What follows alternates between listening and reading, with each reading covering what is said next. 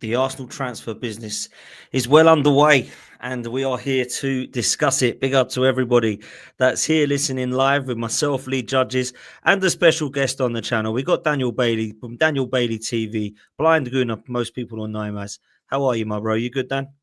I'm good, yeah, not too bad. I'm a lot better now that things seem to be moving in the right direction. But yeah, I'm good. How about yourself, Dan? You good? Good, man. Thank you for asking. Very good. I've been much worse than days like today. Trust me. Today has been a good day because Arsenal have finally woken up. It's taken them some time. Myself, Lee, and many other Arsenal fans have been losing our minds over when we were actually going to start to do our business. But it looks like things are picking up. We are going to start with the news of Victor Gyökeres. Now, earlier on, Fabrizio Romano suggested that it was going to be a here we go soon. And the latest, as things stand, Lee, is that there is a lot of movement on the Gyökeres side to get this movement for a move to Arsenal. And Romano has tweeted the latest, which is that Gyökeres has accepted to give up €2 million from his salary in order to facilitate negotiations between Arsenal and Sporting. Sporting insist on higher fee compared to Arsenal's proposal, and Gyökeres tries his best, also giving up money to make it happen. So he wants Arsenal. Arsenal want him. It looks like he is the chosen one. A lot of people I know wanted Sesko, but you know who I wanted, Lee, and you know who I've wanted for quite a long time, Judges, and it was this guy. How are you feeling now that this news has dropped today, bruv? Day 86. It's day 86. I'm not bothered. Like, listen, everybody going nuts over it. Like, people saying, oh, I'll tell you this and I'll tell you that. Nothing has happened yet. You know what I mean? When it does, it's a different ball game. You know what I mean? Like, I don't care what happens after this one. Like, we was talking yesterday when we heard about, you know, another Chelsea player coming through the door. But what I'm saying is that if this striker comes through the door, I don't care what comes in next. This is the key one. It has been all summer for me. Like, and then people going about Zubimendi and Norgard and all that. They were and had to be done. Now, listen, there's a lot of people who got to hold their hands up, and there is a few out there that were saying about Zubimendi, oh, like, it's just a smoke. They're never going to get him. That was done. So you have to give the club credit for that. Well done. Got that sorted out months ago. And realistically, so should have this one. I don't care what anybody says, Dan. I'm sorry. I'm not gonna go all over excited about it. I'll still go on from a whole of January, and then from then till May, we played without a recognised striker.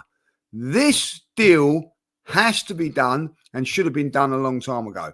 And it's still not sorted out now. I still hear things like players now having to take wage cuts, players doing this and doing that, like, you know. You know, as far as I'm concerned, we're paying top money. And I get it, you know, negotiations and everything like that.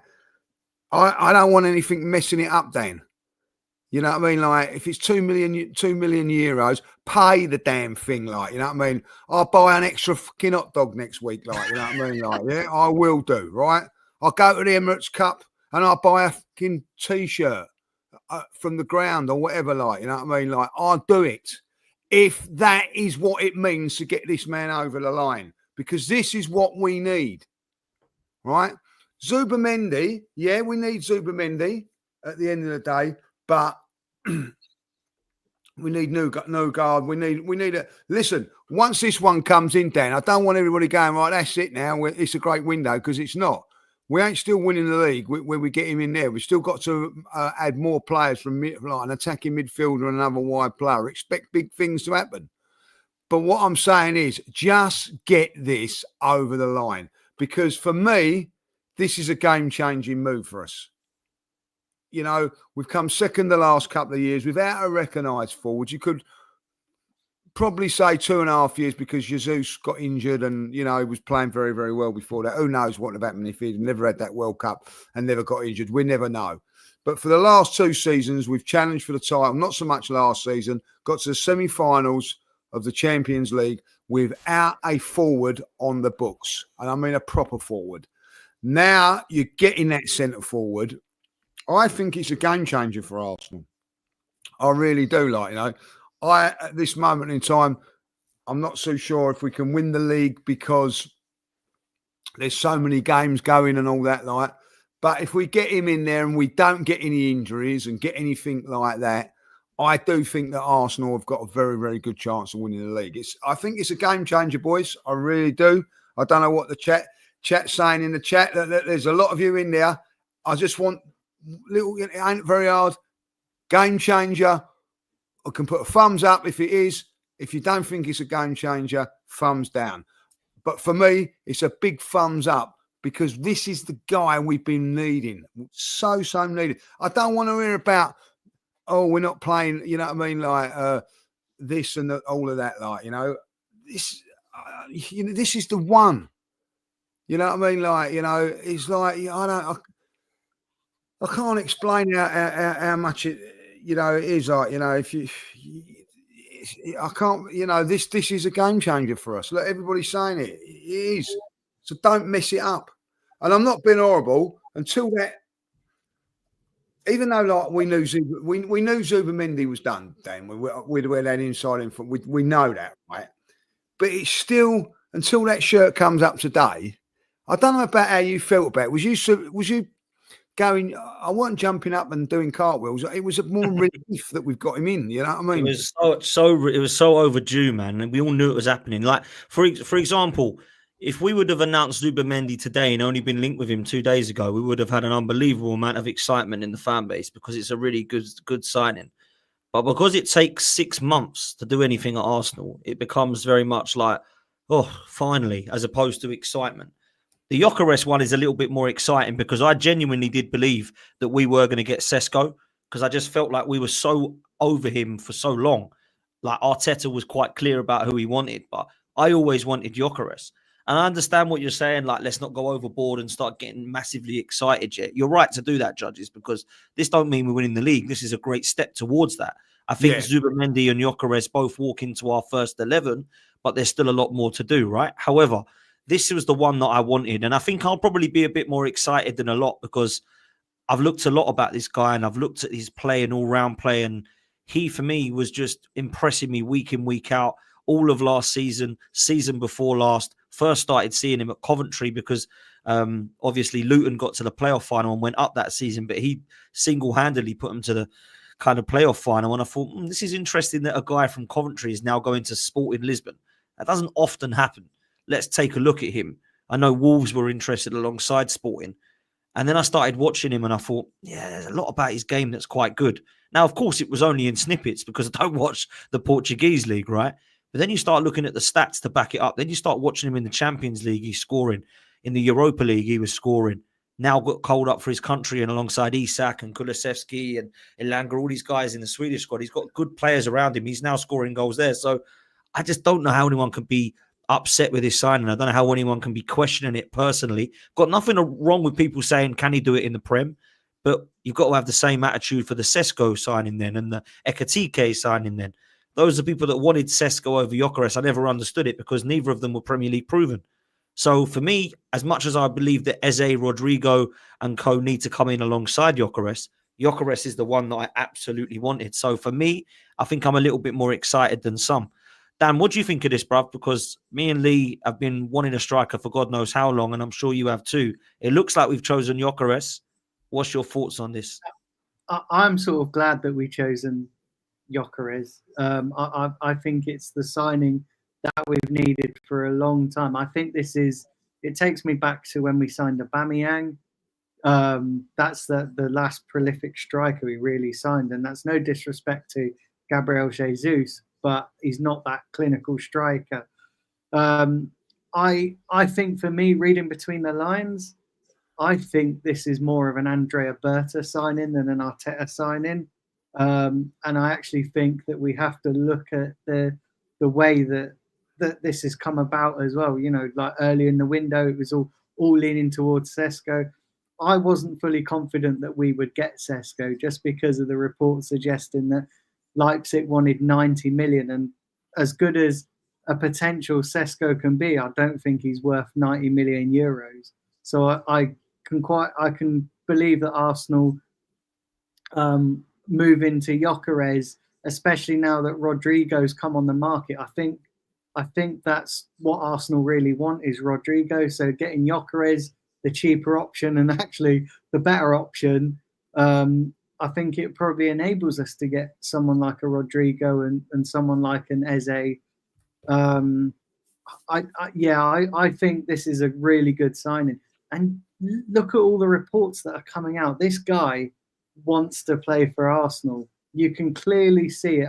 I know you can't read too much into reports because reports can be, some of them can be really, really outlandish. But if you believe some of the stuff that you read, this guy wants Arsenal. I mean, to give up part of his wages to come to Arsenal, to basically say, listen, I want to come to Arsenal. I don't want to negotiate with any other club. I want to come to Arsenal. I love the mentality of that because he's not even an Arsenal player yet, but he wants to. It sounds like he gets it, what it means to play for Arsenal. I'm sort of with Lee a bit. I want to see them wearing the Arsenal shirt before I really sort of go to town on celebrating this signing, because as we know in transfer windows, things could still go wrong. And I mean, look at Zubimendi being linked to Liverpool last year, and at the last minute it never happened. So you always have to be cautious of whether, until they're wearing the shirt, whether, you have to be mindful that things still could go wrong. But everything at this moment in time is pointing in the right direction that he is coming to Arsenal. And I've seen people still unhappy with this signing. Do you know what I mean? Like, I've seen people going, oh, this guy's not going to score in the Premier League. It's not, it's different to the Portuguese league. And, he can't score he doesn't score enough with his head. And honestly, I sort of scratch my head a little bit and think, what do fans want? They want a striker, and now they're criticising the striker we're getting. And actually, I think Gyökeres is the better option than Sesko. I think we definitely need a win now striker. He ticks that box. I don't think getting Sesko was necessarily going to be that win now option. The fact that they're even considering players like Rodrigo, again, another a win now player. I think the club were really, really upset with the way the season ended. Yes, you can sit here and say that it was of their own making, and I'm not going to disagree with that. But I think there's still a long time in the window to go. I think the fact that we're trying to do this before pre-season starts, I mean, a lot can happen. I think we also have to be mindful of the fact that order of these deals are coming in might not necessarily be the order that we want them in, if that makes sense. So yeah, I'm really happy that things are starting to move. And yeah, I think Gyökeres, if we can get this one over the line, this is definitely going to be that striker that we need. The one thing I will say about this, Daniel, is I agree with what you're saying there about, like, the different players coming in there. If they get Gyökeres comes through the door, and say if it's within the next couple of days and before pre-season train, it takes all the pressure off. Fans won't be so rattled about who comes in and who don't come in and all that. Like, I don't know how you feel about this, but once I've heard about the Gyökeres deal, and if he does come through, if they go and get somebody from Chelsea or someone I'm not quite as convinced of, I don't care. Now, like, you know what I mean? For me now, the most important thing is just getting that striker. And you're dead right. Now they can go on to the pre-season tour with their two main signings at this moment in time. I don't think, I think maybe there'll be one more big major signing. I think we're all hoping it'll be two, more so before, like, marquee signings. I think maybe it'll be three, the rest being like more squad players. But I don't know about you guys, and the people in the chat, if he's on that plane going to Singapore, I'm relaxed what happens after that. Like, I'm not so bothered. I think we can go into the season and still make a couple of moves towards the latter part of this of it there, because we've still got good players in and around that squad. I just think this is a game changer, not just for us. Just takes a lot of pressure off everybody. Listen, I can't stand these people on Twitter saying, "Oh, look, all the ones that are negative now and not got to keep quiet and all that." Like, if you cannot get your head around it, why people have been a little bit worried about the transfer window, you know what I mean? You're not being realistic. Like, what you do is you shut your mouth until something happens, and then when it does happen, then you come back out and give it large. But when things are not going too well, you keep your powder dry. And I told you it was going to happen. No, you know nothing, right? Can I come nerve, right? come Everybody at this moment in time has the right to feel a little bit worried about what's going on. This signing, if this would have happened 2 or 3 weeks ago, no one would be moaning or groaning about it, Dan. Like, no one would be groaning about anything else. This relaxes the fan base. They should have done it a lot earlier. All right. What are we in now? Is it the 7th tomorrow? Is it? Like, you know what I mean? Like, I think it's the 6th today, 7th tomorrow. It's 7 days later than what we should have done, like, really, in my opinion. This conversation, what we're having now, should have been a week ago on the 1st of January, 1st of July. And that would have just made everybody a little bit more relaxed. And I don't care if people are going mad, whether they've got a signing or they've not. I understand why. After what happened in January, I understand that. Now, listen, I understand also on the other side that negotiations and whatever and the July thing and everything like that, I get that. But I just feel at the end of the day, they could have just got this. Well, it doesn't matter. It's done there. If they get it done there, it doesn't matter. Arsenal fans will take the pain for the week and whatever. But don't start preaching and telling them that, oh, you were so right for not opening your mouth and they were so wrong.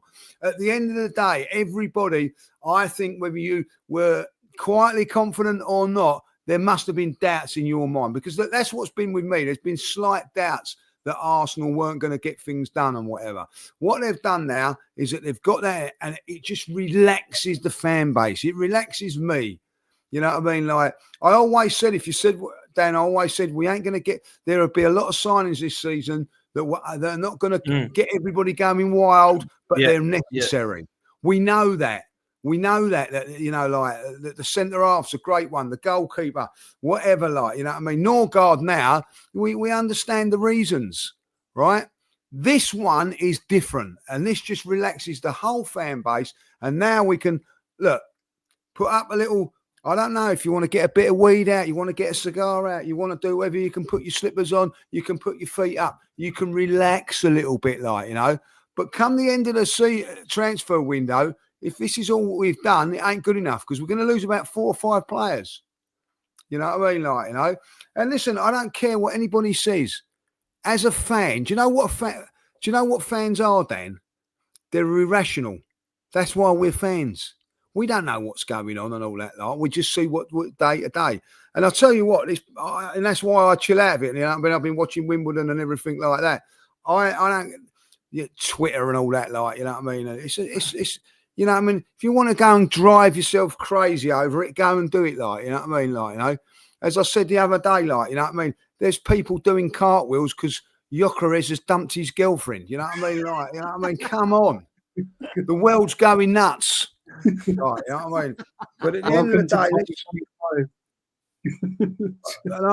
and people are doing cartwheels at this moment in time. Nothing's sorted yet. You know, the chances are it's going to happen. You know, the pessimistic fans be saying, oh, Arsenal just saying this, like, you know what I mean? Like, you know. But listen, they're going in the right direction. This is a massive, massive thing for me, like, you know what I mean? Like, because I'm not like a lot of fans. I'm still believing that Arsenal can do it. I believe in the manager can still do it if he's got the right tools. I know there's a lot of people want to, you know what I mean? Like, I still think there's this thing of like, oh, let's criticise. Oh, it's Arteta in, Arteta out. So, oh, let's get on all that. Forget about that. It's about Arsenal winning things and hopefully winning the title. This is going to relax me for whatever happens, Dan. Like, you know what I mean? Like, I'm not saying it's still going to be an unbelievable transfer window. I still think Arsenal have got to do a little bit. I don't know how you guys feel about this, but I still feel, whether you think I'm greedy, I still expect another top-class midfielder or wide player coming into this football club. I still expect it. On top of what we've got now, Dan was saying, "Oh, this has saved us a bit of money to go and get Rodrigo." Like, you know, if it ain't Rodrigo, someone said to me today, we should be still going and get Eze and Rodrigo. Yep. Why not? Of course. Why not?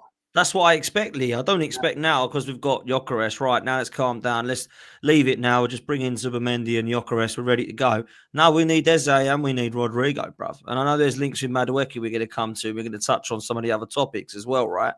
But Dan, you wanted to come in on a point that Lee had said about the fans and the reactions, bruv. So yeah, I just wanted to come in. I think what I will say on this is that I've always been a little bit calm, just simply because as you know, I get to talk to the top guys at the club, and the feeling I've been getting, certainly since Andrea Berta's appointment, is that the club really want to go into a win now situation. And I think that just from sort of conversations I've had with people, that I think they know that they messed up in January. And I don't want to sound like I'm blowing smoke up Arsenal's arses or anything like that, but I think they were a little bit taken aback. I don't think they fully expected us to get to the as far as we did in the Champions League, certainly to the semi-final stage, and we were so close to going through in that tie. I think there is definitely a different mentality as to what there was maybe like 2 years ago. I think the mentality thing's been an issue at Arsenal for a while, to be fair. But when we look at the mentality of the fans, I think you can be right. Look, I'm not going to say that I'm excited because we've been linked with him. I'll be excited when we sign him, but I can't sit there and lie and say that I'm not happy with massive links to this player, because I was so against getting Sesko that I really wanted Gyökeres badly. And now that we look like we're going for him, I'm a bit more relaxed. But I think, I've put a poll in the chat, like, Daniel, I've asked you the same question. I've asked you how many goals you think he could score. And I'm talking about Premier League goals here, right? We've got 0 to 10, 10, 15, 15 to 20, or 20 to 25. And the majority of the chat believe he can score 20 to 25 goals for Arsenal. This is how the expectation changes now when you bring in a Gyökeres. If I was to say we're bringing in Jonathan David, or we're bringing in Mateta, or maybe we're bringing in Chris Wood, people might have a different answer. But Gyökeres is that absolute elite at the moment across Europe, and they're saying he can get between 15 to 25 goals. What's your take on that? I think that's a very interesting one. I think for me, I think he's well capable of getting 30 plus goals. I think when you look at the strikers, the elite strikers in the Premier League, you've obviously got Salah, you've got Haaland. Let's compare Gyökeres to Haaland for a second. I think Gyökeres is a slightly better player all round than Haaland, and Haaland can bag goals. 30 to 40 goals in a season. I think Gyökeres is well capable of that. And given that we create so many chances, and given that he is such a lethal guy in front of goal, I think it also depends on how Arteta plays him and how Arteta sets up his system, because Arteta likes his strikers to drop deep. Don't think that's necessarily Gyökeres' game. If he adapts his system and just says to Gyökeres, look, play to your strengths. Your strengths is in and around the 18-yard box scoring goals. That's predominantly what I want you to do. And I think if he does that, I think he can definitely get 30 plus goals. But I think it just depends on how Arteta fits him into his way of playing. Also, let's look at it like this. Marino wasn't a recognised striker, and Arteta managed to get a tune out of him. So imagine what he can do with a guy like Gyökeres. Yeah, look, that's a great point. The other thing, Dan, I think is saying that you've got to take on to is like, listen, I think 25 goals in the first season is pushing it. I'm not saying that he won't, but but what it will do, and I really do believe this, if you've got a 20, 25, just say that, potentially in the box or in and around the gut, halfway line, you can't be having 3 players on Saka. You can't be, you know what I mean? So what that will do, that will release Saka, and it will release who's ever on the left-hand side, Martinelli, if it's Martinelli at this moment in time. It means that they can't double up in the wide areas as they've done, because they think to themselves, right, okay, let's say if it's Havertz is decent in the air, but he isn't going to run behind you and not very often and score goals. It's not his game. He's like a link player, But this Gyökeres can go in behind, right? So you leave him there on your. So, like, for instance, where we leave him, don't worry about him. You've then got Odegaard or Declan Rice that can slip the ball through down the middle. So they've got to keep themselves tight at the back and congested. It will give opportunities more to the wide players. So if he gets 20, say he gets 20 goals, right? It might be that then Saka's got 15 to 20 this season as well. Same on the other side. All of a sudden, you've got goals coming from all over the place. I do think at this moment in time with Arsenal, and this is why I think it's very important, we can block up Saka by putting 2 or 3 in there, block the midfield, right? Because we haven't got that killer up front now, you look back to the game against PSG, the ball goes whizzing across the goal area on 2 or 3 occasions in that first 20 minutes when we was absolutely at top of it game. They ain't got to worry. That's all right. We ain't got to worry. They've got to worry about it now, Dan, because that ball coming across there and you've got the natural goal scorer going in on there. All of a sudden, we can't leave ourselves a little bit more exposed here. It means they might have to drop a little bit further. What happens if they drop another 10 yards, right? What space does that open up? That opens it up for your midfield player, i.e. Odegaard or Declan Rice, to run through and whatever. It also opens up other avenues for us to score. So I don't think it's just all right, he's going to bang in 20 goals. You know what I mean? I think it will help us all out and everything like that, You think the other players will come into play as well? Definitely. And I think when you look at players like Haaland, I think you have to look at Man City and go, do you know what? Doco not really done the business, because, he should have a little bit more free. Yeah, he goes around the paint, ain't got the end product. I'll tell you someone who has got the end product then. Bukayo Saka has got the fucking end product. So at the end of it, you want to leave Gyökeres on his own, right? And you block out Saka, Gyökeres is going to get you goals. But if you start blocking out Gyökeres, Saka's going to have opportunities, And I do think that teams just think to themselves at the end of it, we can push up the centre halves, can push right up on whoever it is in there, whether it's Marino or, as well, Dan. You know what I mean? Even Trossard. Trossard's not what I would say an explosive player with a lots of pace. You can go push right up on there, but we make sure that those fullbacks are blocked off twice.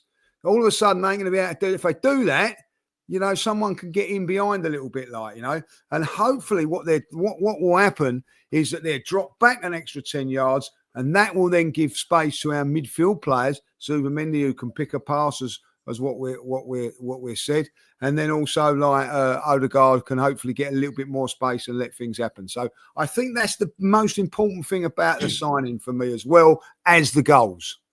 No, I think it's key. Look, Dan, I've got to ask you a question before I do super chats, right? Where does this leave Kai Havertz for you, Daniel? Because as much as I want him to be that backup striker for Arsenal and potentially be a squad player, I also wouldn't mind if he did leave. There's been reports that Germany clubs are interested in him, but it's probably going to be next summer that they look at it when his contract goes down to 2 years. Do you think Mikel Arteta will put him into midfield? Do you think he'll start him ahead of Gyökeres in games? Do you think that he'll play up top alongside him? Where do you see the role of Kai Havertz now that we get in Gyökeres? I think initially, to start the season, I think Arteta will go with what he knows and what he trusts. We know that Arteta will always do that.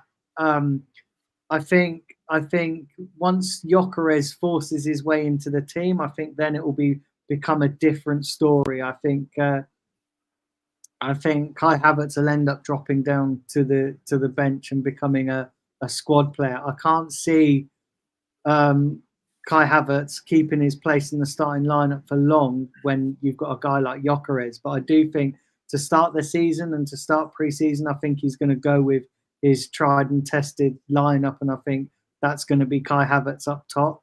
I may be wrong, and I'd like to be proven wrong, but just knowing how Arteta operates, I think that's probably what's going to happen. And I think it will be up to Gyökeres to force his way into the side. It's going to be interesting, judges, ain't it? Because I know you're a fan of Kai, and you and I see things very differently with Kai Havertz. I don't think that he is the guy that can win us the league, and I think you agree with that.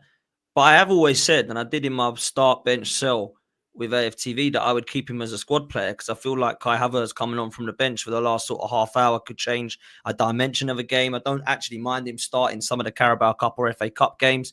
Now that he's become a squad player, I appreciate he's on a hell of a lot of money. But that's where I see Kai's role. Do you agree or disagree with that, Judge? Yeah, listen, I've got to say this now. I think we've had like 2 seasons with Havertz there, and like from the last season before last, he went up front in January and finished the season in May. Scored few goals for us and done fantastically well. I don't think he's a bad player. And as a backup, I think he's a bloody good backup, if I'm going to be really honest about it. And what I think that he can do is he going to get you to the top 4 and Champions League football? Yeah, I think he's good enough to do that. Maybe good enough to win you a cup game or whatever. But to win you the league, I'm sorry. You know what I mean? He isn't that guy. You've got to have, in my opinion, a 20-goal striker to do that. Like, I don't care. It covers up 1,000 sins, Dan. I don't care what anybody says. I know that now. I know nowadays that goalkeepers have to play 60-yard pass and have a first touch of a Zico or a Bergkamp. I know that now. Like, you know what I mean. Like, and central defenders, it's more important that they know what passing to do and tackling to do instead of can they defend. And fullbacks, instead of being a defender and going down the line and cross it, have got to invert. I know football's changed a lot, right? But your centre forward has got to score goals. And I don't care, or one of your front 3. Football's changed a little bit where it used to be 4-4-2. I get it. It evolves. But I'm sorry, you know what I mean? Like, you've got to have that chance. I look back at Kai Havertz, right? And let's be really honest about it. I'm a big fan of his, as you well know, Dan, right? What was the worst result for us last season? Off the back of your head, what do you think was the worst result for you? The most embarrassing was probably the FA Cup defeat. FA Cup against Manchester United. Exactly right, yeah? How many gilt-edged chances did he have in that game? 2? Too many, mate. Too many. He hit the bar with 1 and whatever. Right. Now, what I'm saying is you've got a natural goal scorer there, right? He bangs in those 2 goals, and you're sitting in the pub or you're sitting on the train on the way home going, God, how crap was we today like? But we won. And the reason is because you've got that goal scorer that gets you out of jail for those games. I've played with strikers. We've done it all before. Like, you think, how have we won that game? How have we? I didn't even play well today. Like, I remember playing in a game, I had about 5 touches in a game. Like, we won 2-0 because we had 2 chances. Our centre forward banged in 2 goals. Happy days. And that is the difference what you need. So you look back at that game and you go, do you know what? Man United were poor, but we won it 2-0 or 3-0. And do you know what? No one cares, do they? Who did Crystal Palace beat in the third round of the FA Cup this year? I ain't got a clue. I ain't got a clue. Because it doesn't matter. No one cares at that stage. Only you as a fan, right? You know what I mean? That is the difference. And I think that is the game when we'll be in games next season when we haven't played well and we scored. Now, don't get me wrong. People I remember Kai Havertz scoring against, was it Bournemouth or Brentford? We were struggling in the game. The ball goes over, heads it in. We win 2-1 and everybody's going, whoa, the old song and all that, like, you know. He will score goals for you, Dan, right? He will do a job for us. But we don't need someone to do a job. They need to be elite in what they do. When you're going for a title and winning Champions Leagues, you have to be elite in certain areas. Now, I'm not saying that we've got an elite goalkeeper, but we've got a very, very good goalkeeper. I think we've got an elite defence. We've got midfield players like Declan Rice who are elite at what they do. When it comes to up front, we've got Saka. Now, all of a sudden, we've got we've got another centre forward. And now you're playing Burnley or you're playing... I don't know. Out disrespect, like, some crap team. Let's think of a crap team that probably lost 22 games last season. I can't think of Man one. United. Oh, Man United or Tottenham, right? You know what I mean? All jokes aside, you can play Kai Havertz in that game and rest your star striker until it's because you've got Juventus or you've got Real Madrid on the Tuesday night. And you know what? When those games come along, Kai will do the business. You know what I mean? And you can play him in midfield. It may be that we play two players. Kai Havertz does play in that midfield. But by Christ, Dan, I'm sorry. You know what I mean? He's got to perform. He's got to perform. And, Totally agree. And maybe if he's got a proper centre forward alongside him and when he's coming off it might happen. I don't know. But I'm telling you that now. Kai Havertz is all of a sudden... Maybe he's a squad player. Maybe Martinelli becomes a squad player. All of a sudden, though, Dan, you're playing a game like you've got Havertz, Martinelli and Wanyeri up front. That's your backup. That's tried to win us the league for 2 years. And then when you're playing the next game, you've got, I don't know, Rodrigo, whoever you want to put in there, Gyökeres and Saka playing in the next game. My God. That's not a bad six, is it? And I think that's what you've got to look at sometimes. You know what I mean? And at the end of the day, I would say now to Kai Havertz, right, go in there and make sure that you stay in this team. Well, I don't know how you're going to do it. Do you know what, Dan? I don't care. No. All I know is when Bergkamp was playing, Bergkamp weren't regular all the time, didn't play every single game. You know what I mean? Played Henry and Wiltord at times, or Kanu played. You know what I mean? And I never sat there going, oh, what we signing Wiltord for? You know what I mean? How many games is he going to get or whatever? You know what I mean? What's going to happen to Dennis Bergkamp or whatever? I never give the monkeys. Get him in there. This squad has got to be strong, not just for the league, Dan. It's got to go through Europe. It's got to go through FA Cup. It's got to go through League Cup. It's got all of those things. And what you need there is top players in every single position twice over. Not once. But I'll tell you that now, Gyökeres and Havertz, that's fantastic strength.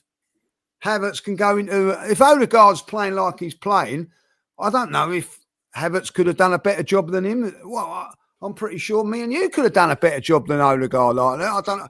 I'm sorry, Dan. I don't know about yourself. You know what I mean? You know what I mean? But could you have done a better job than Odegaard? I think anybody could. He was fucking terrible last season. Yeah, he was. He had an off season last season. He had an off season. But we can't allow that to happen. So if he's having a few games like that, whacking Kai, whacking Wanyeri, you know what I mean? And say, right, this is it. But I also think with a proper centre forward around you, this is going to help everybody, Dan. You know what I mean? Not just the wide players. I think it's going to help the midfield players. It's going to help everybody. You know what I mean? Set pieces as well, Also, I'll tell you what, he can play a little bit as well. I'm going to be really honest. People go at me. I know it does annoy me a little bit. I'm sorry going on a little bit. I'm ranting a little bit here. Gets me a little bit fair. When now I'm seeing Twitter all you know what I mean? People on there trusting Arteta. He knows what he's doing. Trusting in the board and everything like that.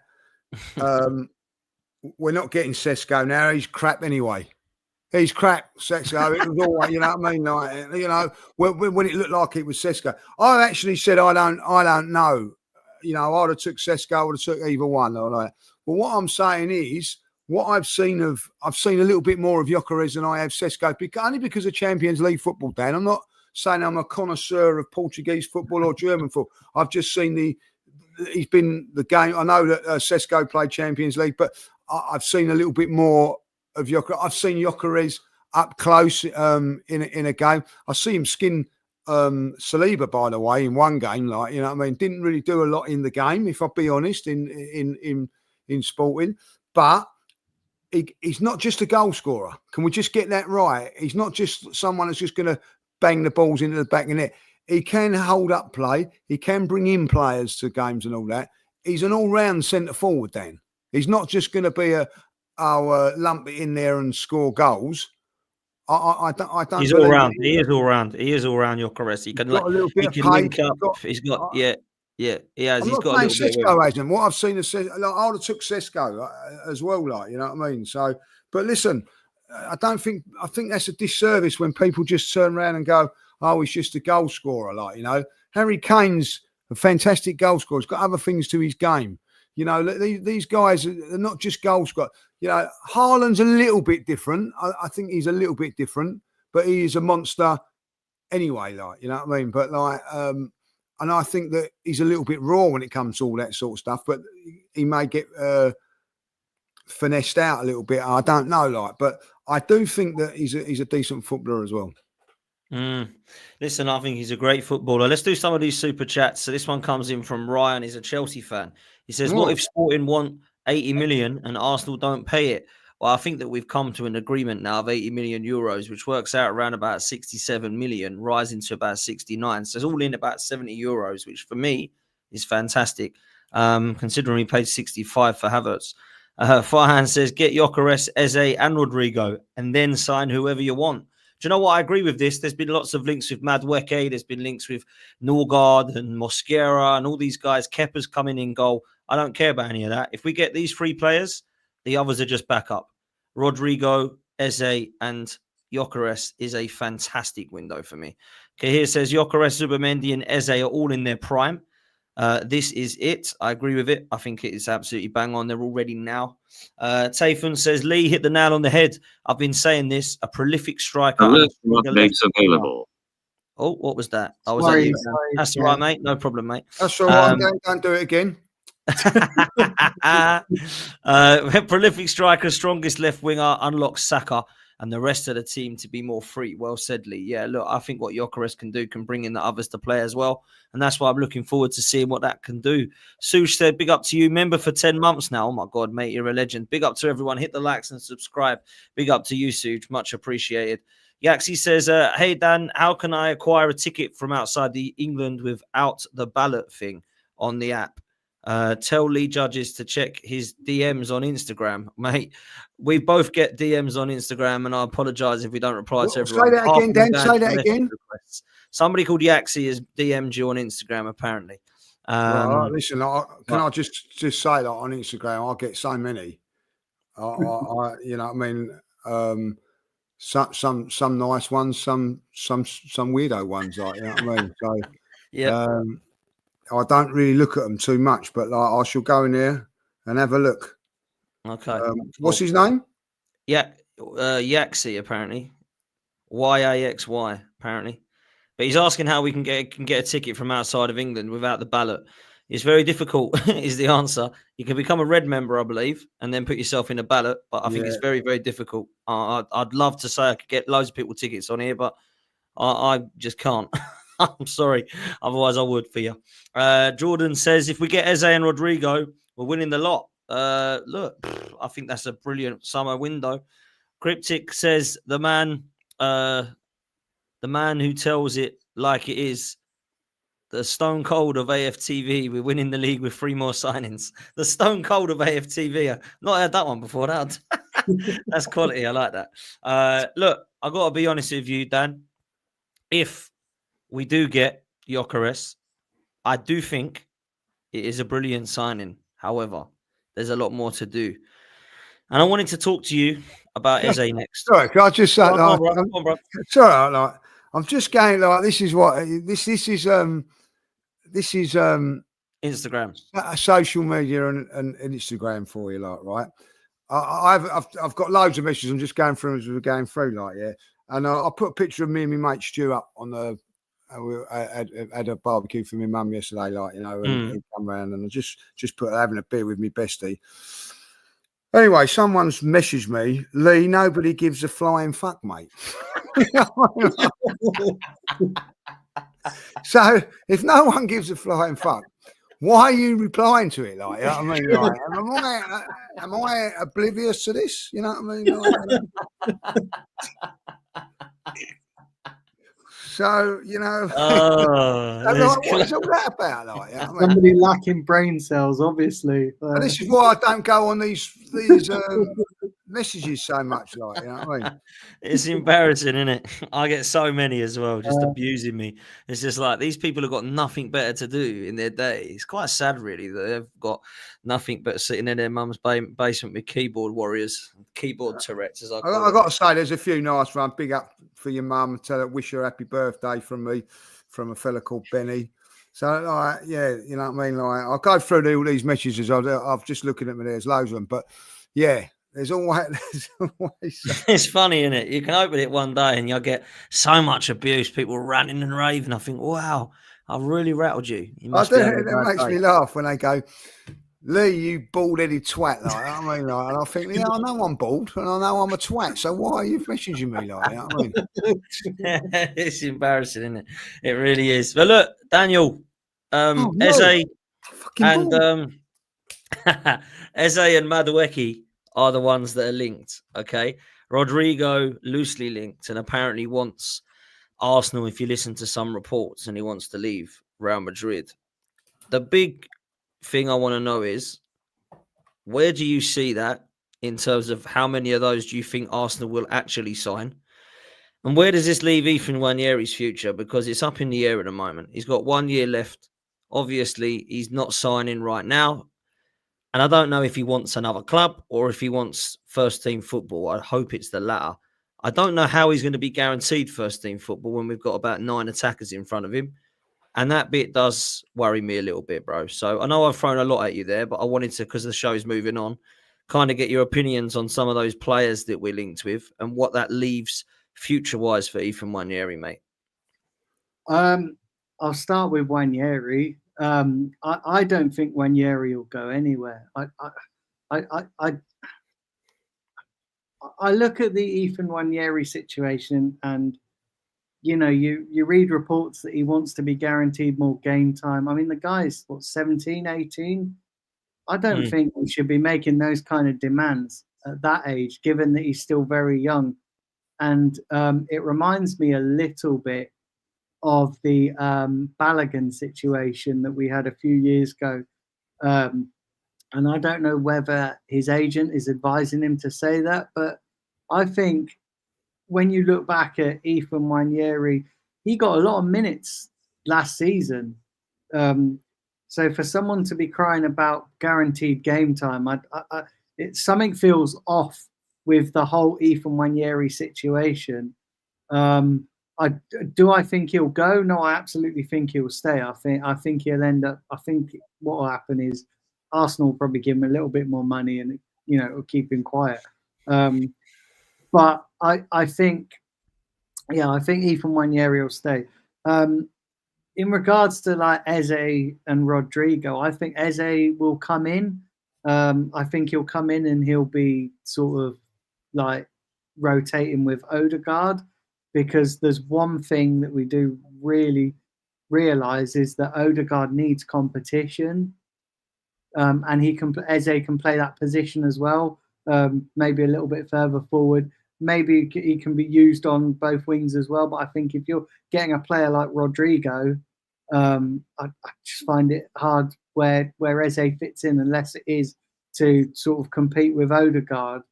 In terms of Rodrigo, I think that Rodrigo's the dream signing. Whether we get him, I think depends on who leaves the club, because I do actually think that, and this is going to be really unpopular, I do actually think I could see a world in where we sell Gabriel Martinelli to the Saudis. If they put in a massive, great big offer, like 70, 80 million, I can't see Arsenal turning that down, given the business that they do want to do, like bringing in a Rodrigo, like bringing in an Eze, and bringing in a Madueke. So I can see a world where one of those, either Trossard or Martinelli. I'd be very surprised if Arsenal sell both of those. More likely Martinelli, because he'll probably bring in more money. And we know that Arsenal sort of likes to balance the book, so I can see that happening. Not totally against Martinelli leaving the club, as long as we bring in a level raiser. In terms of Madueke, I think I'm a little bit torn on Madueke, because I think I feel like a lot of people are turning their noses up at Madueke because he's coming from Chelsea. I do wonder whether people would have the same reactions if he was coming straight from PSV to Arsenal rather than from Chelsea. Because I do think, because we've signed a lot of Chelsea players, some have worked, some have not. You know, Jorginho came from Chelsea. He was a solid player. Kai Havertz come from Chelsea. Then obviously we had Willian that didn't work out. And then when you look further back, we had David Luiz. So I do think the Chelsea thing is maybe clouding a few people's judgments. I think if you look at him as a player, I don't think he is the best signing we could ever make. But equally, I don't think he's the worst. And I think the questions that I would want answering, if we bring in Madueke, what does that mean for bringing in an Eze or a Rodrigo? I'd take all three of them. I wouldn't take Madueke in place of either one of them. They have to come in. They have to come in as well. But I do think the hysteria over, you know, him being Chelsea, I do think has maybe clouded people's judgments a little bit. And I'd just judge him on, you know, him as a player rather than the fact that he's coming from Chelsea. Do you know what it is, though, Dan? Yeah. Do you know what it is, right? I understand what you're saying totally, and I think you're bang on when it comes to who we bring in. If Madueke comes in and it prevents one of the others coming in, Arsenal fans will lose their heads. The other reason they'll lose their heads is if Ethan Nwaneri has to be sold because Madueke's coming in. I'd rather just keep Ethan Nwaneri. If Madueke comes in and they have 50 million spare that they really want to put on that player, which I don't think he's worth, by the way, but that's how much they want. And we've got everybody else in. Let's say we've signed 7 players and he's number 8 coming in, and they think that is the guy that they want to replace Saka, and Ethan's still going to get game time and stay. Cool. If that's really what you want to do, great stuff. What I won't accept is if Gyökeres comes in and Madueke's the attacking midfield option / winger, and that's it. That's us done. I don't think we'll end up spending anywhere near 50 million that Chelsea want. I think what will happen is we'll probably get him, if we get him, somewhere around the 30 to 35 million.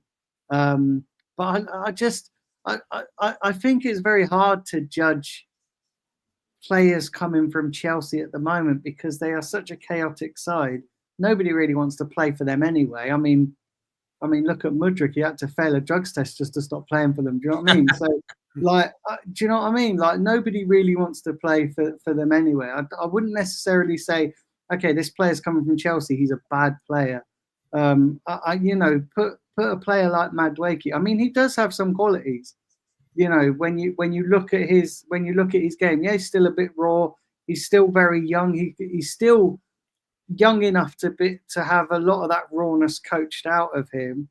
And you have to remember that Arsenal is a well more organised side than what Chelsea is. So maybe coming into an organised team, I don't necessarily think he would come in, if he did come in, to be a starter. I think he'd be a Saka backup. And I think we need a Saka backup because, you know, when Saka gets injured, we've got nobody to replace it. Now, I'm not saying for one second that Madueke is on the same level as Saka, but for a player for him to come in as a backup, I'll be absolutely fine with that, just as long as the other 2 players come in, you know, the Eze and Rodrigo. Of course, look, that's what we want. I think everybody's in line with that. That's exactly what I'm with that as well. I think you summed it up well there, Dan. Like, you know, I don't mind getting him. I don't mind getting other players in. But if it's gonna, at the end of the day, if they say, "Oh yeah, we couldn't afford Rodrigo or we couldn't afford Eze," I don't want to hear that. If they're going to spend 50 million on Madueke, I'm sorry, like, you know what I mean, I'm not having it. I'm not having it. Like, you know, he's a good backup, but I tell you what, Wanyeri proved that he can be a backup in that role. Maybe there's a different role for Wanyeri. We don't know, like, you know. But at the end of the day, and he has got talent. You know, he has played for England a few times and he's done okay. He's actually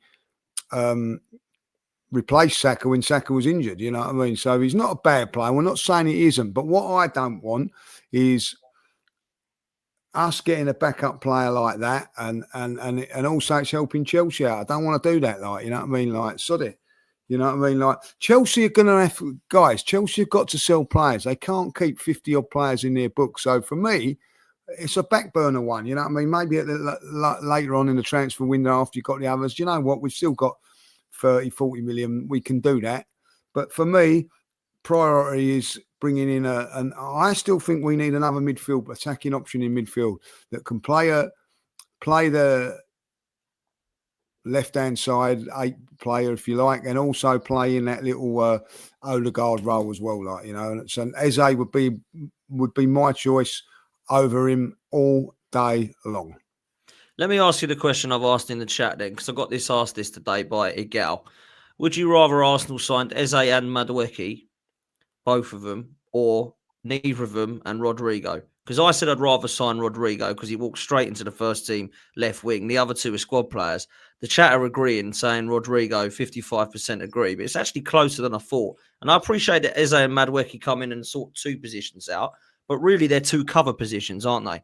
And again, where does this leave Ethan Nwaneri? Because that is the biggest worry here for me, judges, right? So I'll let you answer that question in a minute. But Ethan Nwaneri, for me, is actually a genuine concern here because as much as I do still believe that this is what happens, and he's starting to like say, look, I'll try with you, but I want this, that, and the third, and there's starting to be murmurings that he might not be happy with his game time, and they're fair play to him. He's looking around at Eze Madueke links, thinking, where am I going to play then? They've still got Saka and Odegaard. Where's my position? You know, I'm my 5th or 6th choice here now. And as much as I think that's the way it is as an 18-year-old sometimes, and Max Dowman coming through at 15 will be next, it does worry me still because the talent is clearly there. He's only got a year left, Lee. So where are you at? Eze and Madueke, Rodrigo, and where does this leave Ethan Nwaneri for you? Look, I'm a big Eze fan, as you know. I've got no problems with that. I want someone coming in that's going to improve the 11. Yeah. Right? And so if it's, you know, like a Rodrigo or a Morgan Rogers or Anthony Gordon, someone of that ilk, I'm all over that all day long, like, you know. What I will say about Nwaneri is that I'm not worried about Nwaneri at this moment in time. Like, I think that at the end of the day, he's not blown away everybody in the under-21 tournament, which I thought that he may well do. Right, you know, that's up against. There's plenty of time for him yet to develop and make his mark. Listen, he will do. He'll get his opportunities in the next year or so, and he's got to take them. Like, you know, I do think that within the next year or so, if he sticks around, he's not going to be a regular in the first team. You know what I mean? I don't know if he's looking at Miles Lewis-Skelly and saying, well, look at the games that he's had. I will say that my argument to that is that Miles is a year older. Like, you know what I mean? So whatever happens, what happened with Miles could happen with Nwaneri in this position here. I will also say with Miles Lewis-Skelly, Miles Lewis-Skelly hasn't got in midfield. Yeah. Right? He's had to convert to a left back to get himself into some more regular first team football. Nwaneri's a player which is a lot tougher to make the grade up front and all that. And I would have a little look at, if I was 1 year, have a look at Foden. I'm not trying to compare him and all that, like, but it took him a couple of years to get himself in a regular place. And people will turn around and say that he's not a regular player now, like, you know. So, but that's how I would look at it, like, you know. I think that there's so much still more to come from him. But, you know, you're going to have to be a little bit patient, in my opinion. That's my opinion. You know, I mean, the other thing is, Dan, we were talking about this yesterday, funny, when we was coming through in football years ago, I know I'm going back again, like, you know what I mean? Your breakout seasons were 19, 20, 21. Now we're getting these youngsters coming at 16, 17. Yeah. You know what I mean? Like, and listen, we've been fortunate. We had Fabregas, we had a Wilshere, a Ramsey coming through at 18. It ain't happening all the time. It don't happen all the time everywhere, 18-year-olds coming through and doing it. And I get it that it's happened, in Barcelona, and it's happened like with certain players. It doesn't happen all the time. And also, I will say this, to Wanyeri, you're not coming into a team that's playing, and to his credit, he's not coming to a team where he's started like Saka did and Martinelli by playing Europa League games and getting used to it and all that. Like, he's having to come in when it's Champions League. And that's a lot tougher to break through and get games of football than when you was in the Europa League and all that, because players would be rested and things like that. So I think at the end of the day, pat on the back for what Wanyeri's done and all that. There's still a lot more to come from him. But if I was him, I'd be a little bit more patient, and things will happen for him. Like, I've got no doubt he will be, if he signs a contract, which I think he will. I'm with Daniel on this one. I think that he will, and he will get in a position. What his position is, I'm not 100% sure if like if it's off the forward or whatever. Like, that's something for the club and him to sort out. Like they done with Miles Lewis-Skelly. So I don't think it's one to be worried about at this moment in time. Look, I understand. He had enough games last season, did he? Yeah, he did. He did. And this is what I mean with Chelsea and City links. He ain't going to get any more game time at City or Chelsea than he is at Arsenal. So I don't think that him going there is going to be anything, to be fair. Exactly. In my opinion. Let's do these couple of super chats. Idris says, I'm sorry, boys, but I still would have rather have had Sesko. A lot of people are in that opinion as well. There's quite split with that camp, but a lot of people that I speak to did say Gyökeres, including myself. Bob says, I must be in a parallel universe. Arsenal was signing Gyökeres, and Lee Judge is making total and utter sense. Well done, guys. Good chat. Big up to you, Bob. This comes in from Chris. There's always one, isn't there? There's always one. There is always one, bro. Bro, Ethan's every right to want more game time. He's looking at Lamine Yamal thinking, I can do that. Why should he not demand more, wouldn't you? Yes, look, I absolutely agree. I think he should be asking for this kind of career path. And I would go to Wanyeri and listen, if I spoke to him, I'd say to him, yeah, but he was doing it for Spain. You've got to do it you didn't do it for the under-21s. You got, don't compare. It's completely different scenario, isn't it? Listen, I think Wanyeri's going to be one hell of a player. At the end of the day, and playing for he's 17 years of age, playing for Arsenal, he's getting regular minutes at Arsenal. Bloody hell, don't happen to every 17-year-old. I think the one thing I will say on Wanyeri is that he's breaking through at a very difficult time, not only for him, but for Arsenal, because we're in a situation where we need to win now, whereas Wanyeri's in a situation where he's still developing, and unfortunately those two things aren't marrying up. So I think Wanyeri needs to understand the club he's playing for, and I think he just needs to say, look, as much as you need to develop, and we respect that, we're in a situation where we need to win now. I mean, guys, honestly, I genuinely believe that this is Arteta's last roll of the dice. So is he going to gamble on a development player like Wanyeri, or is he going to go, do you know what, I need to win now, because, if I don't win now, then serious questions is going to be asked of my job. Serious questions are already being asked of Arteta. So I think Wanyeri needs to just sort of think about the environment he's at, and maybe it is a case where, we've got this great talent coming through, but the situation that the club is in, where we do need to start winning things with the men's team, it's just not marrying up to Wanyeri's development. Facts. Absolute facts, Dan. Shaitanya says, big signing, but we need more. I agree. And I think that we will get more. And it sounds like we're definitely going to get more than just a striker. And Alfonso says, to me, the most exciting thing about Gyökeres is if Gabriel and Saliba challenge him every day to be the elite in training. We saw how they pocketed him in the Champions League. If he wants it bad enough, the league has a problem. I'll say, as much as they did pocket him, he still got behind them and hit the post. And I think that they were absolutely told, mark this guy, because he scored that trick against Man City. He's a very good player, and I think he'll be excellent for Arsenal. So that's what I'm going to be looking at. And also, Gabriel and Saliba are two of the best defenders in world football. So do you know what I mean? If you're comparing Gyökeres to them, I mean, coming up against other defenders in the Premier League, he's going to have an absolute field day, Gyökeres.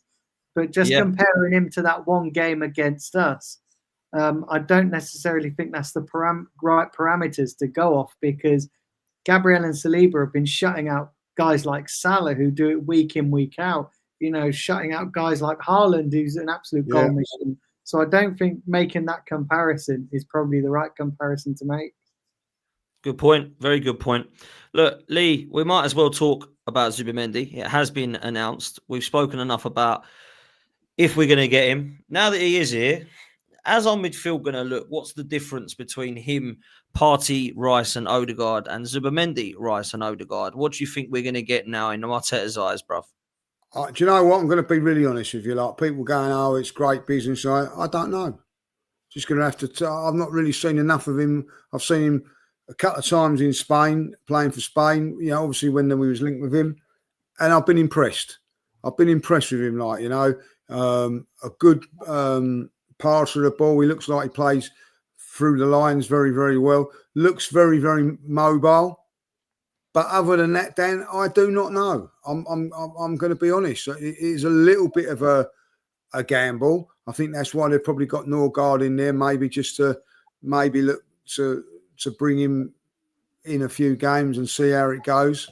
I think that, you know, listen,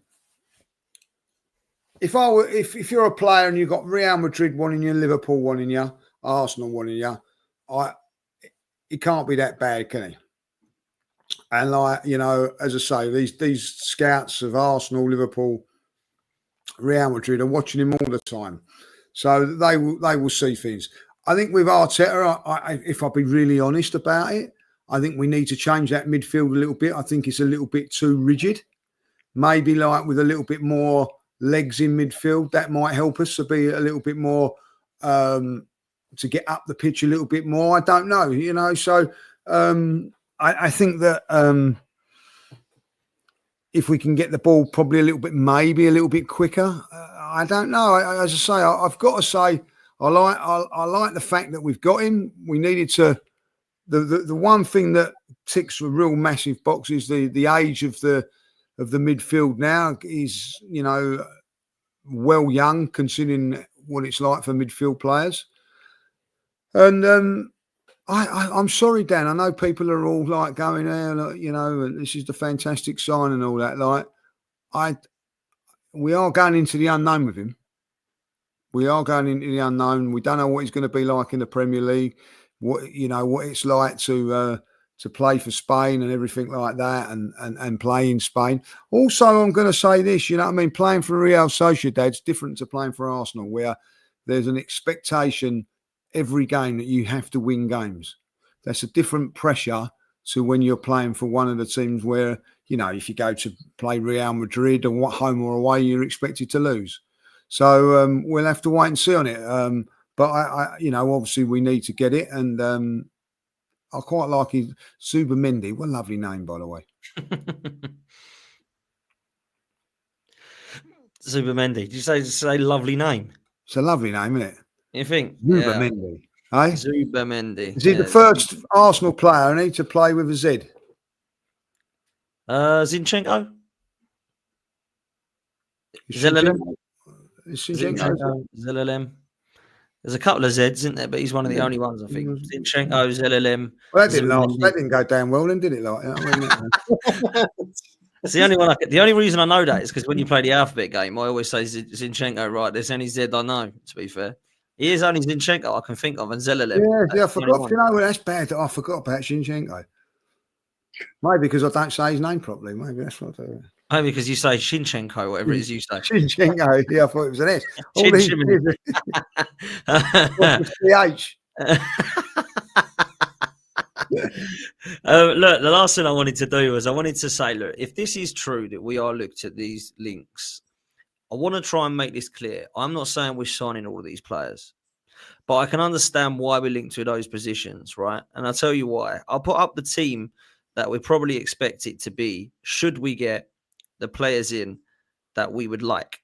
for the first 11. Okay, now our first 11 at the moment looks pretty strong. And I'll read this out for you, Daniel, right? On the screen, we've got Raya in goal. We've obviously got Timber, Saliba, Gabriel, and Lewis-Skelly in our back line. We've got Zubimendi, Rice, and Odegaard. And then we've got Saka, Gyökeres, and Rodrigo. As a first 11, I've got to be honest. I think defensively, not only is it the best in the league defensively, stats-wise, I think we probably are. I think that we've got the best partnership at the back, one of the best goalkeepers. I think Timber's the best right back in the league. He's been phenomenal. And Lewis-Skelly has really come into his own in this position. I'm interested to see what the midfield's like. I'm not going to say it's better than Liverpool's or Chelsea's or Newcastle's yet because I haven't seen it yet. But Zubimendi's coming in to give us something different in terms of tempo and line-breaking passes. Hopefully, Rice and Odegaard can continue some form of consistency. Rice was really good at the back end of the season, obviously, and Odegaard was an absolute nightmare. But Saka, Gyökeres and Rodrigo, if I'm honest with you, on paper, I think that's better than City's and Liverpool's. I've got to be honest with you. As much as they've got a Haaland and a Salah, I don't think they have the three that we do there. Because we've got Saka who gets goals and assists. Rodrigo, let's be real, if he does come in, is going to get goals and assists. And we're all expecting Gyökeres to get a hatful of goals. So that should be able to compete or not win the Premier League, Daniel, surely. I think that's a good 11. Yeah, I think we could definitely. I think we can definitely win the league with that. And you know, if we get the other signings as well, then you look at the bench and it makes the bench stronger. Because starters in that team that would have started, you know, players like, you know, Havertz, Martinelli, and then when you look further down, if we do get an Eze or, you know, that they instantly make our bench better. So it has a knock-on effect for both. But yeah, definitely, I think that's a Premier League or Champions League winning team. Well, look, people in the chat are saying it's not a better front three than Liverpool's. Liverpool's front three is Salah, Gakpo, and Nunez. What would you rather have? I'd rather have Saka, Gyökeres, and Rodrigo. Yeah, I would. Yeah, 100%. And you know what? Two out of those three have got points to prove. You know, you think Rodrigo's, if he comes in, he's going to be playing in his preferred position. He's not going to have to compete with Mbappe. You think Gyökeres has got a point to prove because everyone's thinking that he's coming from the Portuguese league and he's not going to hit it.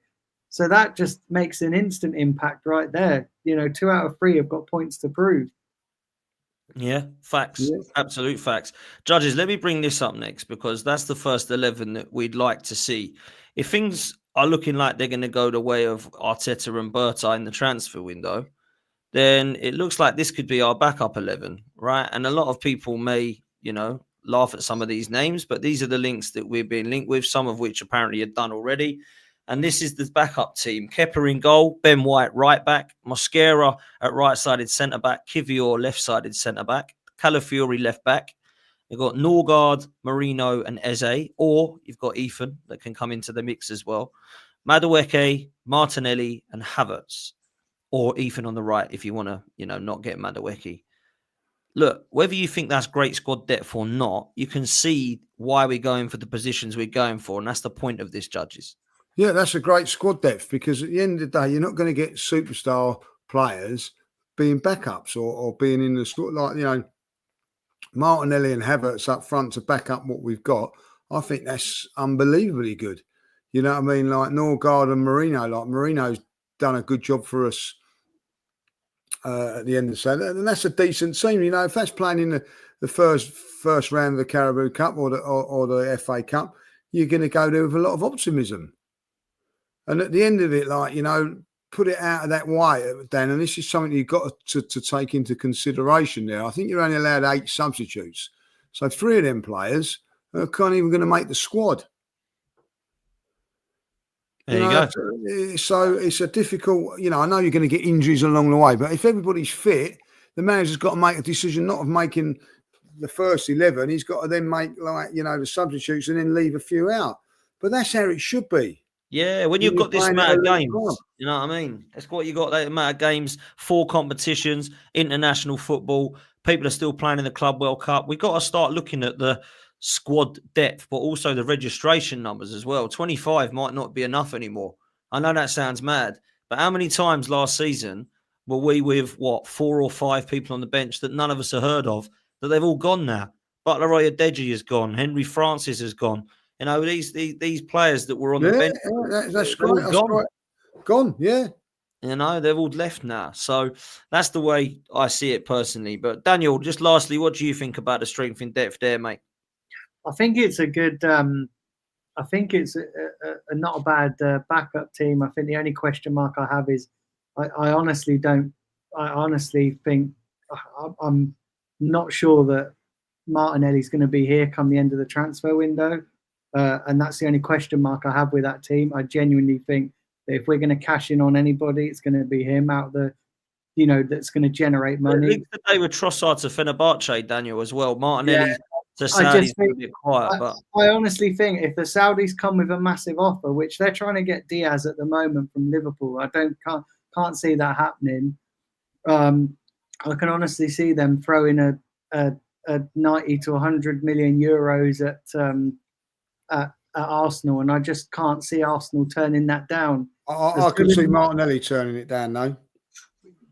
Yeah, He may go somewhere else, but I don't think that he go Saudi. At the end of the day, money talks, and if they offer him a big wage, like 700-800 grand, I just feel I've just got this, and I want to make it clear, I don't want Martinelli to go. But I hear what you're saying. If you're looking at generating funds, you're not going to sell anyone else. You're not going to sell Gabriel. You're not going to sell Saliba. Gabriel's just signed a contract. So the one that has the question marks over, and let's have it right, like Martinelli's performances haven't been the greatest over the last season or so. So I think it would be quite feasible, especially if we are looking at bringing in a Rodrigo, who's a massive upgrade on Martinelli, who takes that position. I can well see a world where Arsenal go, do you know what, Martinelli, we're going to accept this offer. And then I don't think it would be hard for the Saudis to encourage him with financial incentives. Even if he only goes there for a couple of years, doesn't like it, then comes back.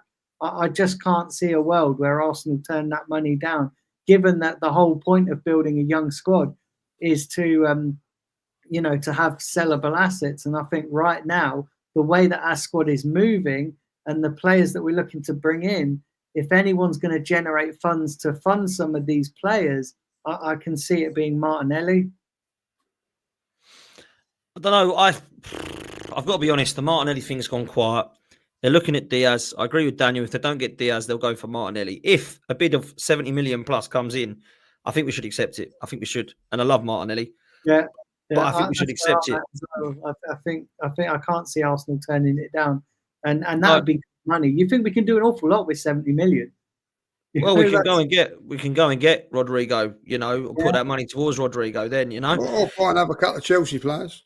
Look, Trossard's been linked with Fenerbahce, obviously Saudi as well. If 35 million comes in for him, I think we'd be silly to turn it down also. So it's going to be interesting. What I will say is that could be why we're linked with so many at the moment.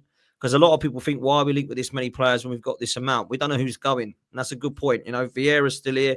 Lokonga's still here. Martinelli and Trossard are still here. Yeah. There's going to be players leaving. Zinchenko's still here. They're all going to go. They're all going to go probably. It could be that Martinelli and Trossard are both going. Who knows? That could be why we're getting Eze and Rodrigo links. Madueke and Eze links. We just really don't know at the moment. But what I do know is that Zubimendi's through the door. Obviously, we've got Kepa, the backup goalkeeper. And Gyökeres looks like he's the guy that we finally decided on. And do you know what, boys and chat? I'm so glad I don't have to listen to Sesko or Gyökeres anymore. That is the one good thing about this now. I don't have to listen to Robbie every morning talking about Sesko or Gyökeres. I don't have to listen to all the chat and all the content creators out there, all the brilliant people on YouTube. Who's better? Doing tactical breakdowns, bless them, James and Graham, about who's better fit for Arsenal, Sesko or Gyökeres. Gyökeres it is. And I think that is one of the nicest things about this piece of news today. Not only is it the guy I wanted, we don't have to listen anymore. Because obviously Lee Judges listens in intently to Graham and James. I mean, he's going to be listening intently to how Gyökeres is going to be fitting in. They'll have to do a Gyökeres breakdown video now, Judge. Oh, they'd be doing burning the midnight oil, they will, them two, you know what I mean? So They will be. Listen, they've got one last super chat from Lawrence in the chat. Big up, Lawrence. He says, I hear that because of our recent transfer history with Chelsea, that Arsenal are ditching North London forever and will play blue is the colour when the team comes out. Very good. Well, what was the other? What's their song that they sing? The Liquidator or something when they come out, and it like to make them feel happy, like, you know what I mean. So that's a good one, Lawrence. Like, you know what I mean. So it is incredible. Listen, Daniel, big up for coming on, mate. What you got coming up? How can people follow you? Yeah, so I'm not doing too much YouTube at the moment, just because life is taking over. Yeah.